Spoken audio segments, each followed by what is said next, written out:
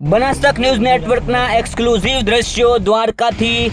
હાલમાં દ્વારકા જિલ્લામાં વરસાદી માહોલ વચ્ચે અત્યાર સુધીમાં નોંધાયેલો વરસાદ આપ જોઈ રહ્યા છો। દ્રશ્ય દ્વારકામાં 102 mm, ખંભાળિયામાં 149 mm, કલ્યાણપુરમાં 102 mm, ભાણવડમાં 102 mm।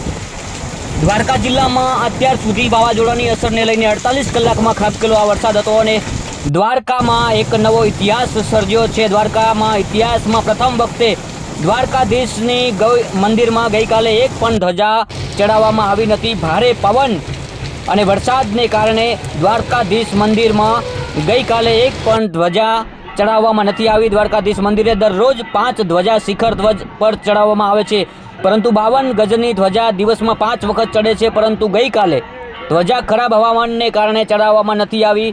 આ ધ્વજા ચડાવતા પૂજારી પરિવારની સુરક્ષાને લઈને ગઈકાલે દ્વારકાધીશ મંદિરે એક પણ ધ્વજા ચડાવવામાં આવી નથી। બિપરજોય વાવાઝોડાએ દ્વારકાધીશ મંદિરનો ઇતિહાસ બદલ્યો છે। આપ દ્રશ્યો સીધા જોઈ રહ્યા છો દ્વારકાથી। બનાસતક ન્યૂઝ નેટવર્કના એક્સક્લુઝિવ દ્રશ્યો છે આ। કહી શકાય કે દ્વારકામાં ઇતિહાસમાં પ્રથમવાર મંદિરમાં ગઈકાલે એક પણ ધ્વજા ચડાવવામાં આવી નથી।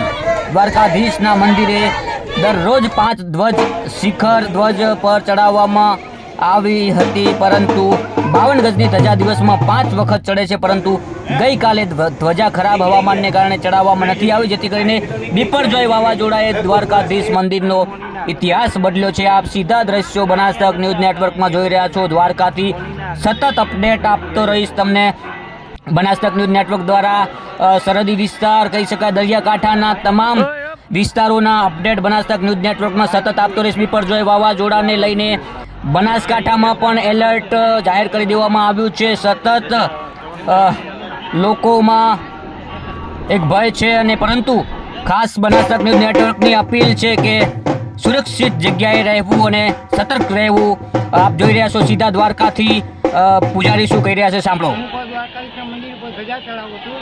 આ તોફાનના હિસાબે આજની 5 ધજા મુક્ત રાખવામાં આવી છે। આવું કોઈ દિવસ ભવિષ્યમાં બન્યું નથી, આ પહેલી વાર જ આવું બન્યું છે।